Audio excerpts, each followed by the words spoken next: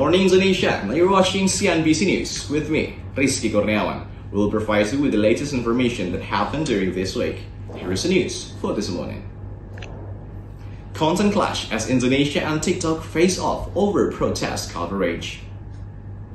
TikTok has temporarily suspended its live streaming feature across Indonesia, following a surge of violent protests nationwide. The company said the decision was made voluntarily to maintain a safe and civil space amid rising unrest and online tension.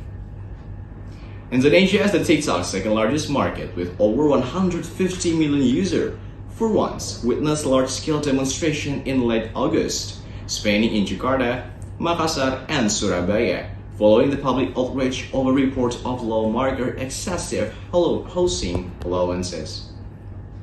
In this mass protest, at least 10 people were killed, including 21-year-old Kurniawan, whose death under a police vehicle ignited further anger and mass mobilization.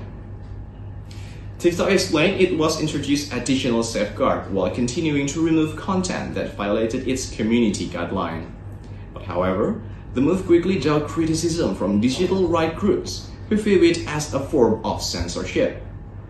Damar Juniarto, director of the Digital Transformation Anti-War Group, said restricting the live feature during protests would hinder democracy and silencing citizens who are trying to report the real events of the demonstration. Just a day later, Indonesia Ministry of Communication and Digital Affairs escalated the dispute, suspending TikTok operating license after the company refused to share data on live streaming activities during the demonstration. Official claims the data was needed to probe suspected online gambling and monetize protest broadcast. But in response, TikTok stated it was committed to user privacy and could not release any data beyond internal policy limits.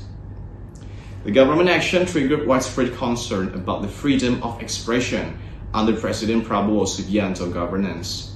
Groups like SafeNet accused both authorities and platforms of excessive content moderation, arguing that increased surveillance of platform moderation could risk the free speech and transparency from the public protest perspectives.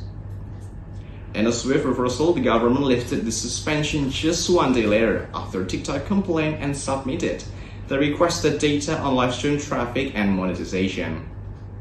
The ministry described it as a form of state protection against digital misuse, but activists fear it set a precedent for state and intervention, especially in the online expression of the demonstration era.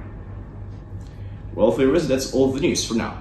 Stay updated by checking out all latest news on cnbc.com. I'm Rizky Kurniawan, and we'll be back in 1 hour.